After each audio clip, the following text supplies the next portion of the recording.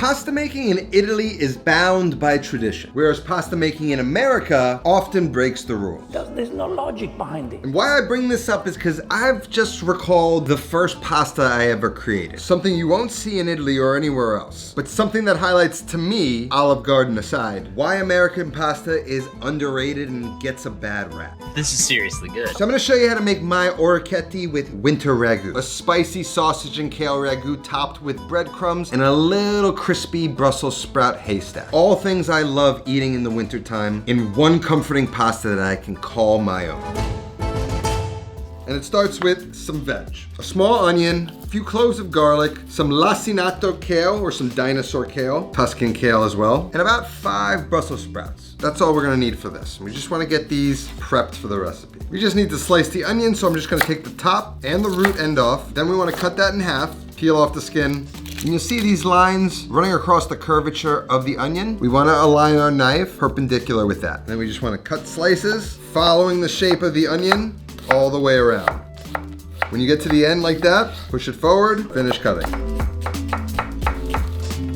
Next up, we have the garlic, and I'm just gonna have them remove the papers and slice them as thin as I can.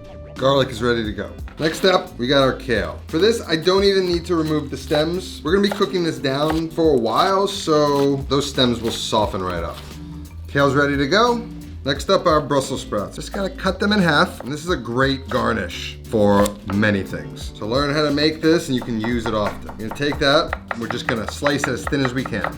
Kind of like shredded lettuce, but Brussels sprouts. Gonna fry those up, get them nice and crispy, and get that like roasty Brussels sprouty flavor running throughout the pasta. Little texture too. So here we've got all our ingredients. I've got sausage that's made locally in New York, kale, onions, garlic, grown in New York. Make your own stock, or you can buy a good one. You can get cream in New York too. In fact, the least Italian thing about this recipe is the fact that I'm using a product imported from Italy, not made local. While Italian food is a lot about technique, the core of it is that each region relies on what it makes and what's available to them. And in America, people do that all the time. All of this stuff bought locally, and I'm gonna use my intuition to make it into something flavorful and delicious. Why is that any less Italian than an Italian buying all of their ingredients from the local town and using that to make a meal? The only just criticism of American pasta is whether one executes it well or not. Full stop. Let's make it. So we're gonna get either a wide pan, or I like to use a saucier like this. And I'm gonna get it on medium-high heat, coat the bottom of the pan in some oil, and I'm gonna start to squeeze out that sausage meat from their casing.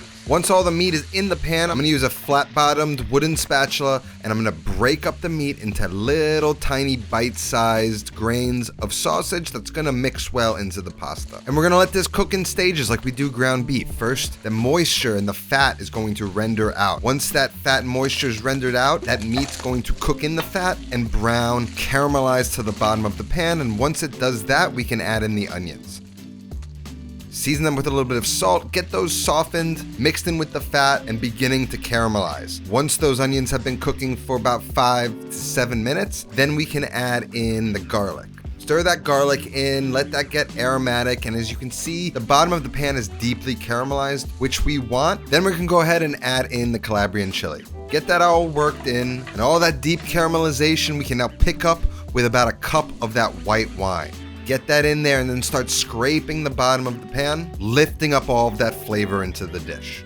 Now we can go ahead and add in our kale. I like to get it into the pan, using that bowl, just press it down, just sort of introduce that heat, try and soften it up quickly, season it with some salt, and then get that worked in. Then we can start to add the broth. And when I was making it, I made a mistake that would give me a lifelong lesson in flavor. You see, I was entertaining the whole night, and I added my broth and continued entertaining and just forgot about it until it reduced down and almost scorched to the bottom of the pan. So what I did is I took more stock, deglazed the pan, and then thought to myself, hey, that kind of looks like flavor. So I reduced that again and then added the stock little by little, reducing it, almost forming a demi-glaze before I even knew what one was. That would add intense flavor to this dish that turned out to not be so much of a mistake. Once we add in that last batch of stock, we can set that off to the side, let that cook while we work on the next element. Now, while that stock reduces, let's talk about bad habits. We've all got them, and this year is the year to fix the ones that are most harmful to your body. But thanks to our sponsor, Fume, I now have something that can replace a bad habit with a good one. Fume is an award-winning flavored air device that simulates that harmful hand-to-mouth, bad oral fixation many struggle with and replaces it with a harmless good habit. It's not a vape, so it can be used anywhere. It has no nicotine, it is not addictive, has non-toxic flavors, no batteries required, and is made to fidget.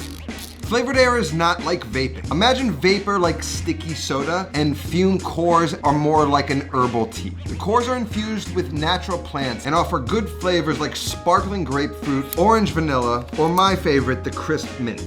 Feels like you get a little kick, which almost tricks your brain into thinking it's the real thing. It's also really well made, built with this beautiful walnut wood, and it includes this little fidget aspect of it, which is very helpful in calming that anxious animal inside. Fume has already helped over 300,000 people build better habits. So try Fume today. And if you order the Journey Pack now using my code NACS, you're gonna get one of these cool free Fume toppers. I like gnawing, so it's like a little rubber tip. So go to tryfume.com/NACS, or you can scan this QR code up on the screen right here. Try Fume today. First garnish is our crispy Brussels sprouts. So I'm gonna get a small pot on the stove, and I'm gonna add about a quarter cup of oil to it. And once it's hot, about frying temperature, around 350 degrees, I'm gonna start to add in our shredded Brussels sprouts.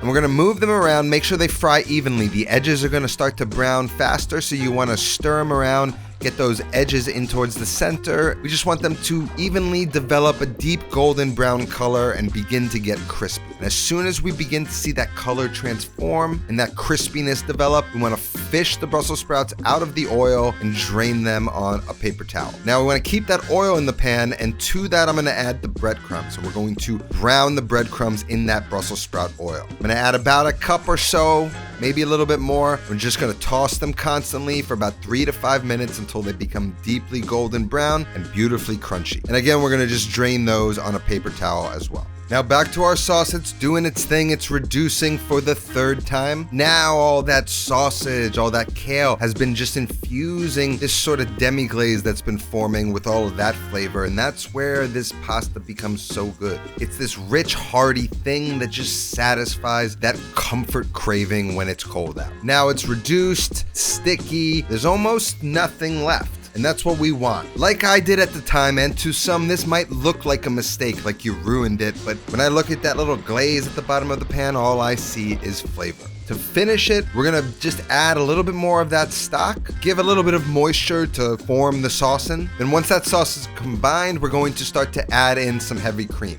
Just about a half cup to a cup or so should be enough.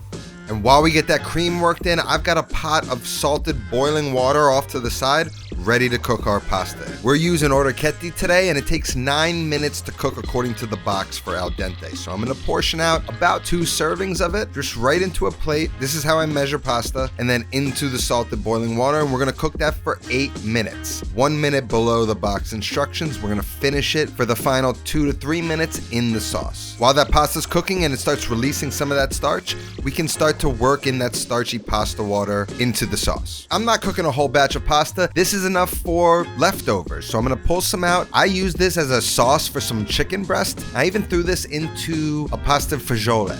After 8 minutes, that pasta should be just under al dente, so we're gonna fish it out of the water and add it to the sauce. Adding pasta water as needed to ensure we have the correct consistency in the sauce. And as you see, we chopped up that sausage beautifully so it fits in that little ear of the orecchiette, and you get a little bit of sausage in every bite instead of huge chunks you gotta fork through. To finish it, we're gonna turn the heat off, let that pasta cool down. I'm gonna add a knob of cold butter, get that worked in. Once that butter is melted, we're gonna add the cheese, but we need to make sure there's enough moisture in there, so I'm gonna hit it with a little bit of pasta water, and then we can take a big old handful of that Parmesan and work that in, mix it, get it tossed in until it just melts into the sauce, and that sauce clings to that pasta, and it's simply a beautiful thing. It's not traditional, but it's undeniably delicious. Now we're ready to serve. In a nice pasta plate, we're just gonna mound that pasta as much as you'd like to serve. On top of the pasta, we're gonna sprinkle in a generous amount of those breadcrumbs. Then we're gonna hit it with that little nest of crispy Brussels sprouts right on top for some extra flavor and texture. And finally, some of the Parmigiano Reggiano on top.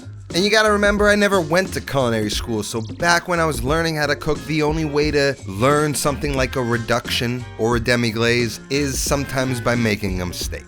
Haven't made this in about 10 years. The Brussels sprout haystack might be an all-time topic. You've got spice, you've got depth of flavor, you've got texture from breadcrumbs and the Brussels sprouts. It's hearty. This is the kind of thing I want to eat when it's cold. Now, if the pasta was overcooked, the sausage was rubbery, the Brussels sprouts were limp, then I'd say, what the is this? But with pasta, it comes down to execution. And why I love studying and honoring and teaching the tradition of regional Italian food, I am Italian American. And a dish like this speaks to me. And I think it's gonna speak to you too. You wanna make this? Recipe's down in the description. That's all that I have today. I'll see you next time. Until then, take care of yourself and go feed yourself.